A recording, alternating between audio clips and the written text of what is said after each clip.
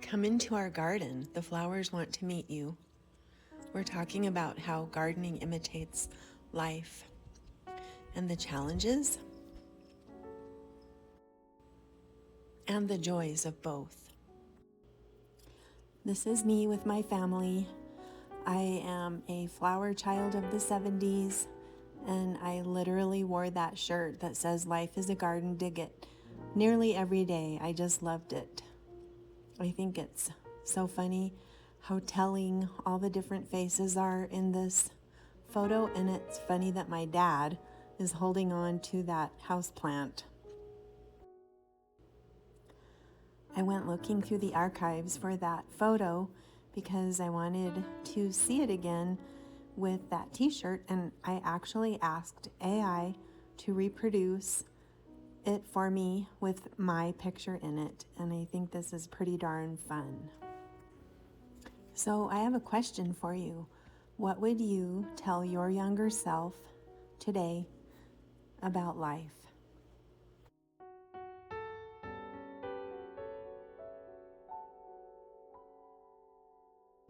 I'm thinking about how many garden metaphors there are, parables for life in a garden.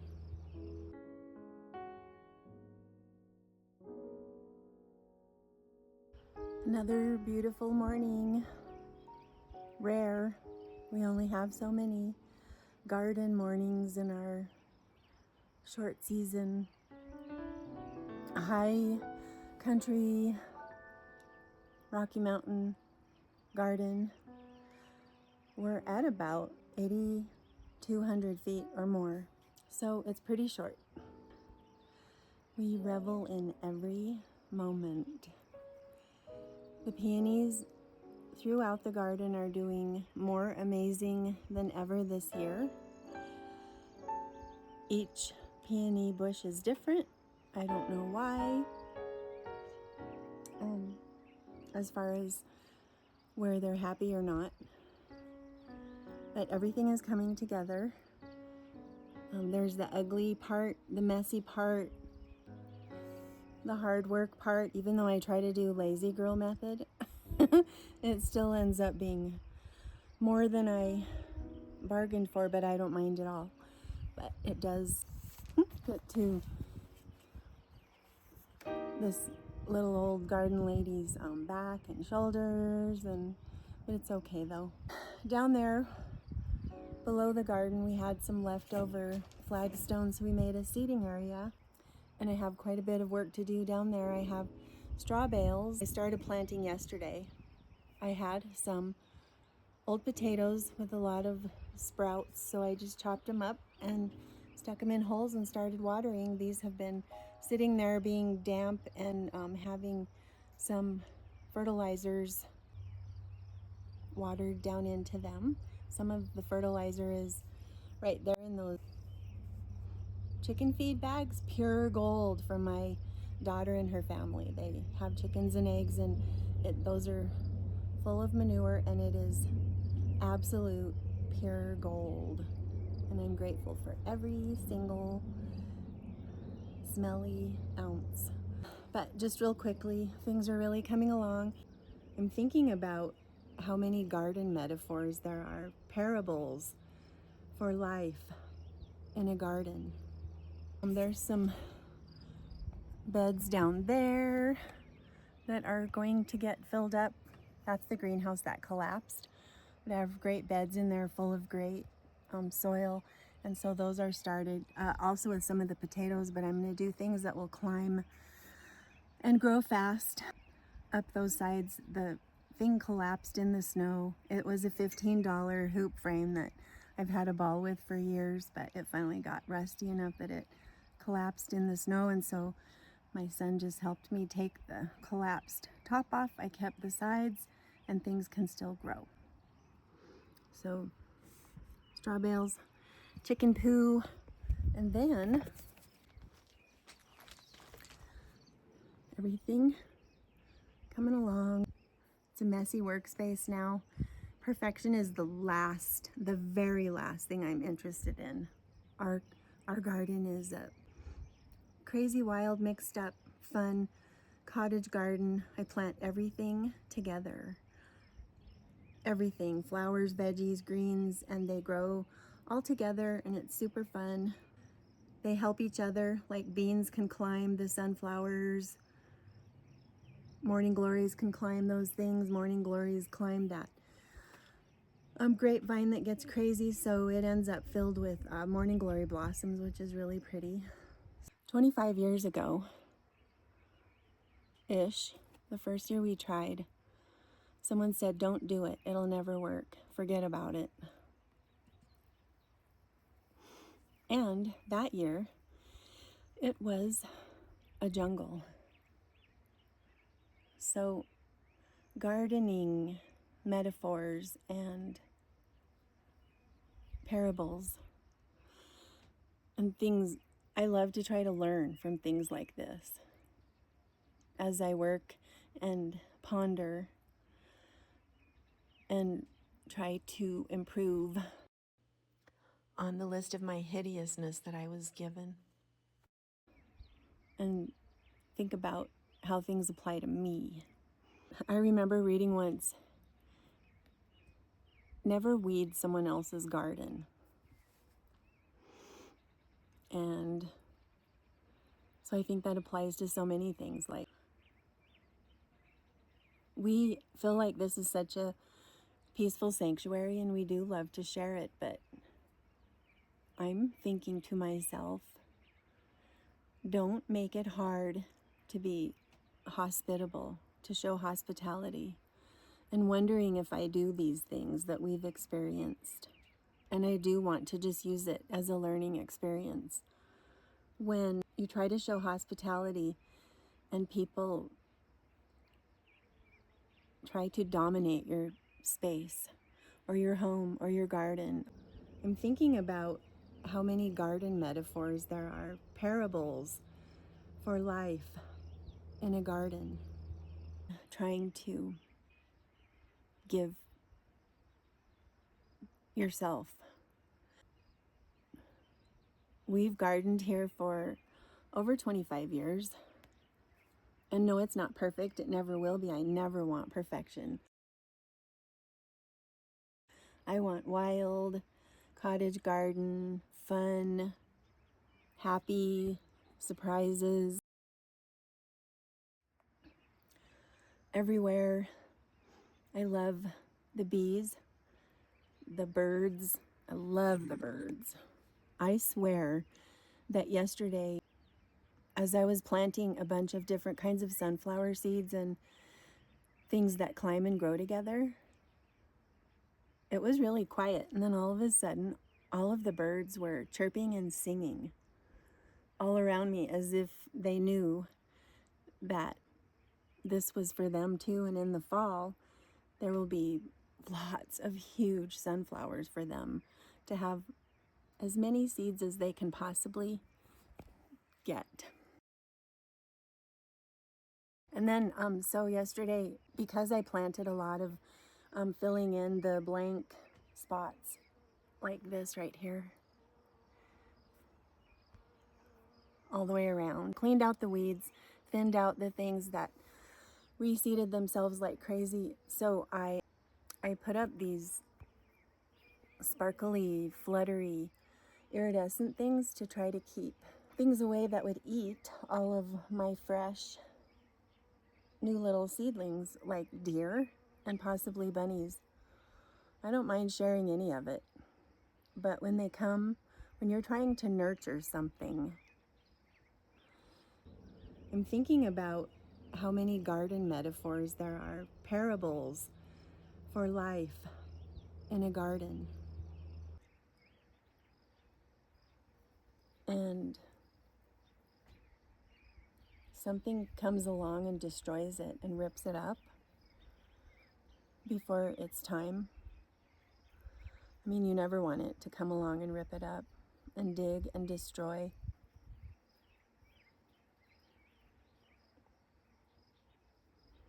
But this happens all over the garden all the time, and you have to stay on guard all the time, just like with the precious family that you're trying to nurture. And this applies to so many things in life. So I want to be sure to never be one that does that, that invades and destroys, that undermines and rips out. We have so many different kinds of pests in the garden to be on guard for. One year we had I planted this gorgeous Virginia creeper that's growing in the front. My parents had one down across the road. It practically covered a whole side of the house, and it was absolutely gorgeous. The whole side of the house had a grid put up so that it could climb and cover, and it's beautiful, but especially in the fall, oh my word, absolutely gorgeous. Some new owners just ripped the whole thing off the side of the house. So I went and bought one, hoping I could get one to grow, and it started to grow that first year. And then I started to notice as it was climbing and filling out that all of a sudden the leaves were all being stripped. And it was really disturbing and sad. And anyway, I got up close and I saw that there were all these little green worms, like inchworms kind of, that take a step and then curl up, and like they only have feet on the front and the back, whatever they are, I don't care. But so I would shake the whole thing really hard and they would all fall off, and I dispensed with them with some strong emotion daily,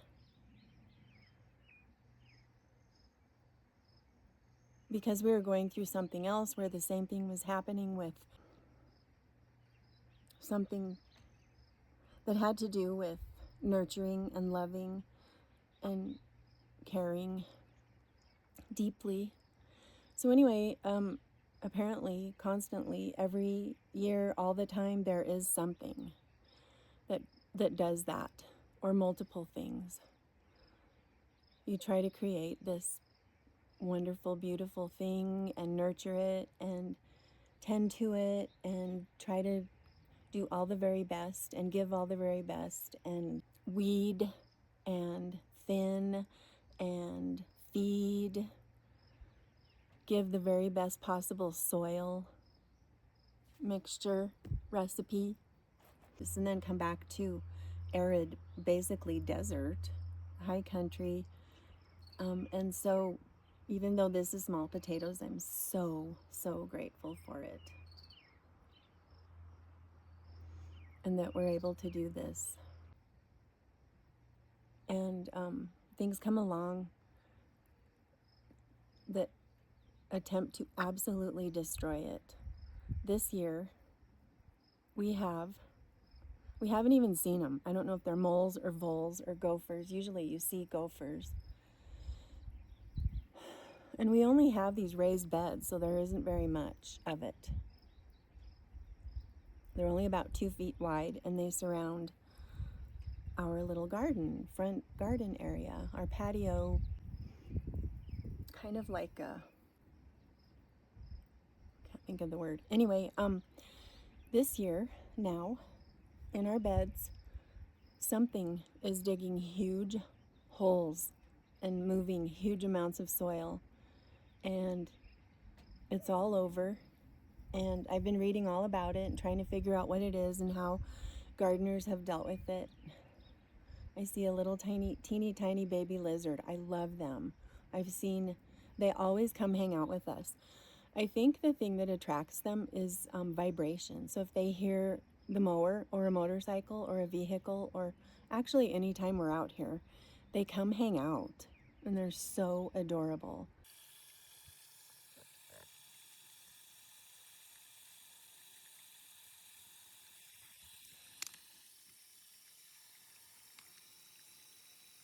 I know they're good, and they eat bugs. So there's a little teeny tiny baby one. I've been seeing big fat, they're little, but big, it looks like mamas with bellies full. And now there's teeny tiny babies joining me. I just love them. So that's other thing, when you have destroyers, invaders,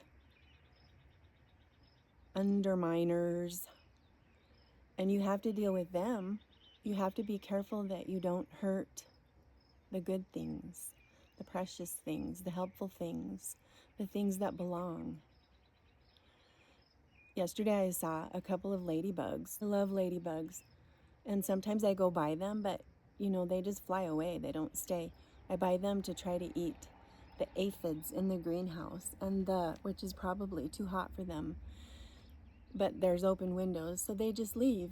And they don't hang around the garden much. They leave. But I tried to get them to come and stay, because our rosebuds, our David Austin rosebuds, our beautiful old generations, old heirloom roses that I'm growing, and other really special ones, the aphids cover the beautiful rosebuds and eat them. You have to decide, how much are you going to do? How harsh are you going to be? Are you risking, when you use things to get rid of the horrible things, to set boundaries, to stop them, to save the rest of what you're nurturing? How dangerous is it? How much are you risking? What else are you hurting?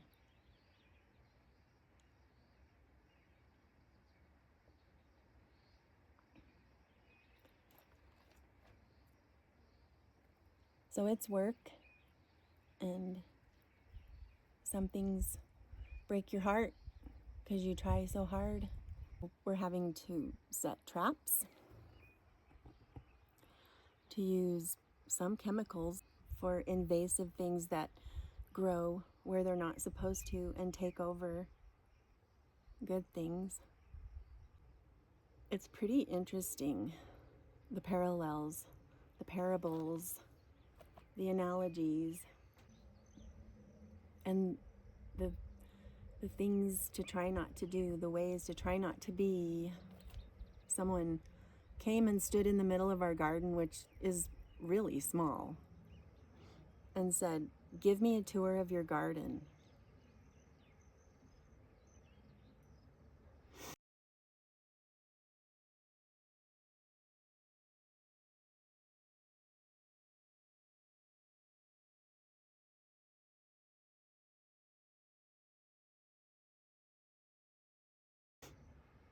And so I kind of stood there, and I was kind of confused. But anyway, I explained what I do, what I've done for all these years. Here comes a big, huge hawk. I'll see, it hangs out a lot. I don't know. Oh, it went that way. So speaking of the hawk, I'm not woo-woo. I don't believe that, I don't believe in anything about animal spirits or spirits of people who have passed.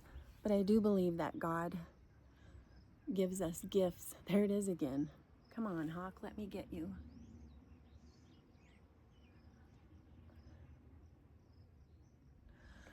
Sorry, it's flying right over, and it does. It circles over a lot. We, um,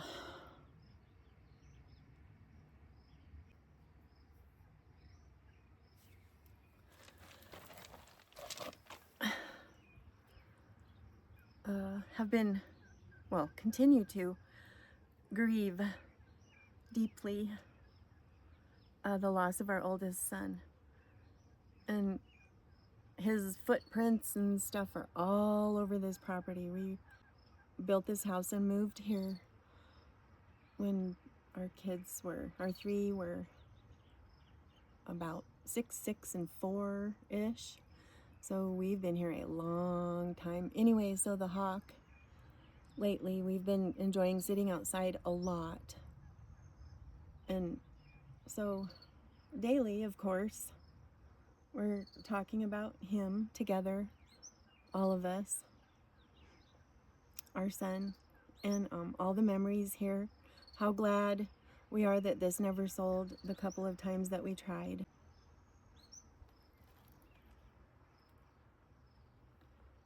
The other day we were sitting here looking at this beauty, thinking of all the things he helped with, all the memories here, how much we miss him so desperately. And I think it's the same hawk, but that hawk did that. It just flew right over really low, really, I mean, you could practically see the feathers, and circled and circled. And I don't believe in anything weird about that, but I do believe that God gives us reminders of someone's strength. Or maybe that everything is okay and he's strong again and he's not suffering and he's not living in a hell anymore. So anyway, more garden parables and metaphors, and it's a really good place to think. And so I know this garden is small potatoes compared to some. I just was at an art retreat in Connecticut, and oh my word, talk about lush, huge flowers, huge trees, bushes, grassy lawns, manicured. It was so lush. But I'm so grateful for what we can do. Like all of these beds just started back off by themselves. All the perennials, all the things that reseeded themselves. Lots of sunflowers reseeded themselves. Lots of wildflowers, lots of cilantro and arugula. We've already had several salads with our own delicious arugula. And the salad it's our favorite beet salad. My husband loves beets, and I do too, but he really loves beets. So we just use sliced canned beets, canned mandarin oranges, drain those, or use the juice however you want, a bed of arugula, and sometimes we add some romaine for a little more crunch and variety, thinly sliced purple onion, feta cheese, pistachio nuts, and I really love to zest an orange and sprinkle that on. Let's see what else. And then we drizzle olive oil, balsamic vinegar, and salt and pepper if you want. I believe that's it. And it is wildly delicious. So that's fun. Out of the garden, some of that stuff that just came back all by itself. Some things just mind their own business and do their work that they're meant to do. So back to the garden metaphors and things I'm trying to learn and things I hope I've never done, and if I have, I'm sorry. Unsolicited advice. There are times in life when we need to do that, especially when someone is in danger. And as Christians, especially, we are called, even commanded, to speak the truth in love to the souls that we have been given in our lives to love and care for when they are in danger, scripturally. But that is something I talk about over on my other vlog, Inklings Femina, which I will link. And taking over at someone else's home, garden, whatever they've nurtured and done the work.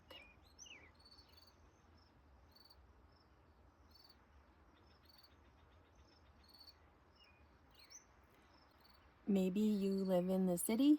Maybe you aren't able to grow a garden. Maybe you used to garden and miss it. Maybe you're homebound. Maybe You're grieving. Being in nature and in beautiful gardens and nurturing things like these are ways that we can heal. So that's why I'm sharing this with you.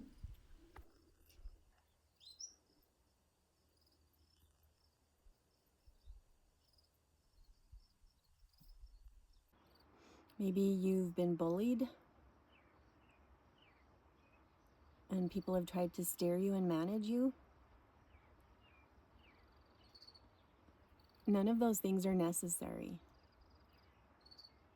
People should bloom where they are planted. They should nurture and grow what they are called to nurture and grow. These little garden tours, these little walks and talks are for those of you who need this, who would like this, who are learning and growing like me. Bloom where you're planted.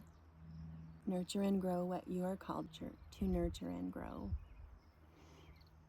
Life is really, really weird and scary and sad and painful, but we have to really, really cherish the treasures like this. I'm going to quickly show you what's going on in the greenhouse, and that will be it until next time. But yesterday someone brought me several things, and I'll show you how things are growing and the things I'm excited about. So, into the greenhouse.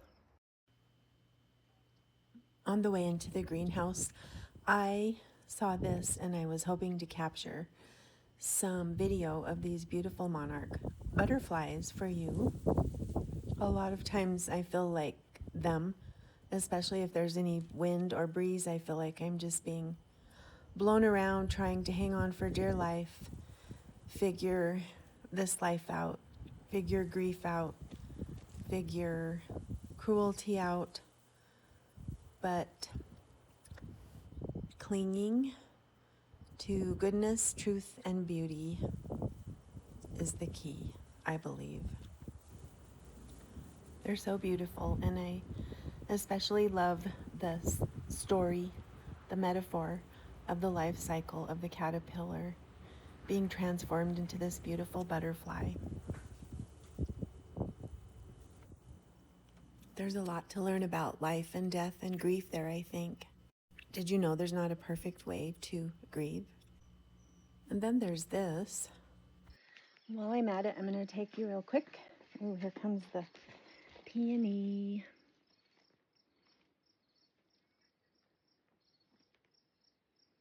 Gorgeous. Let's go down. I'll show you a nest where a little bird fluttered at me, telling me, uh-oh, what's this? Oh no. Hopefully that's an old one. Uh-oh, I just found that. I wonder if this must be old. I like to put my hair out when I sweep up or brush my hair. I like to put my hair out because I love to find nests that the birds have made using my hair. And there's quite a bit in there. So let's go see. Hopefully the other new nest is here because they build nests under these window coverings up under here.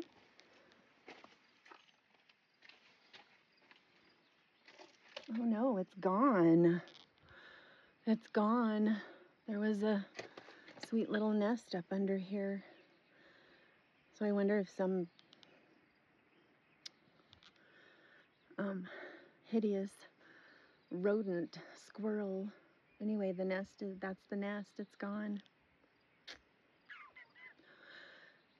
Because usually I can find them and take pictures of the little eggs and then when they hatch.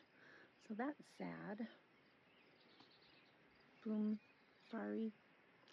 All right, I'll keep watching for more nests because just a few minutes ago there was a little bird fluttering at me up on our patio with grass in its mouth. Hopefully it's the same one remodeling. Okay.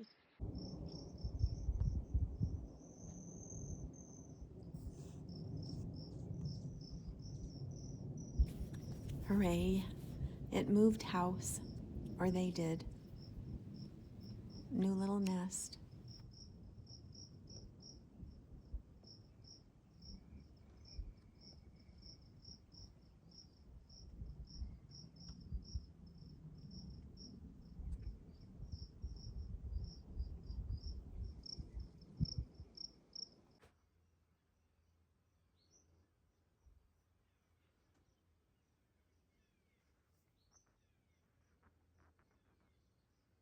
Have you ever seen a strawberry plant with pink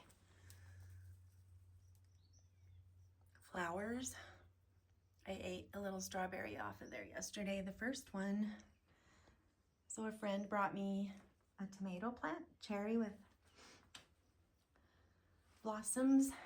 We are so far behind the rest of the country, I know. And an orange tree and a lemon tree and lemongrass, because I want to make lemongrass soup. I've grown it before, and yesterday I added some sage and thyme.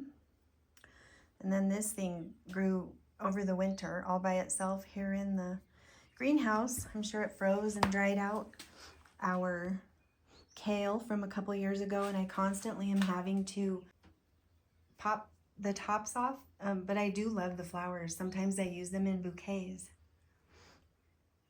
And so the rosemary from last year, I mean, every other day I have to feed these tops to the worms in the compost. So someone gave me some wild high country strawberries, so I'm trying to decide where those are going to go. I think they're going to go into those beds down below that I showed you where the greenhouse collapsed. Lime seeds that I started inside in the winter.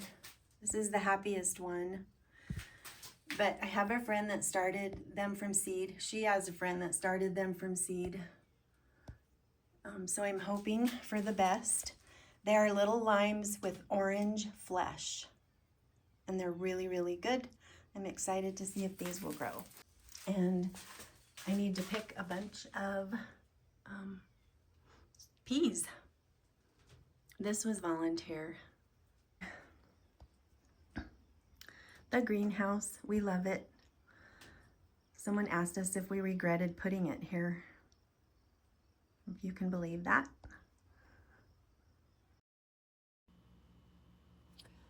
We actually don't regret putting it here. We did put quite a bit of thought into where we wanted it and why. And it is really special.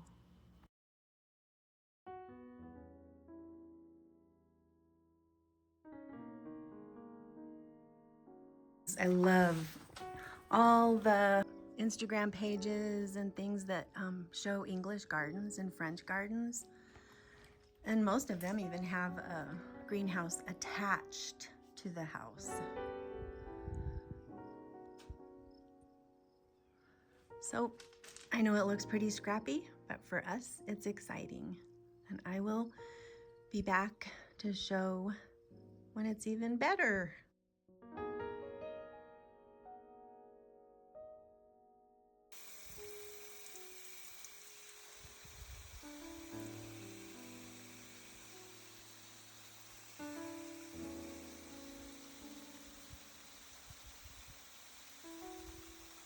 It's kind of funny, the person that stood in the middle and said, "Give me a tour." It's like, okay, we're here. This is it.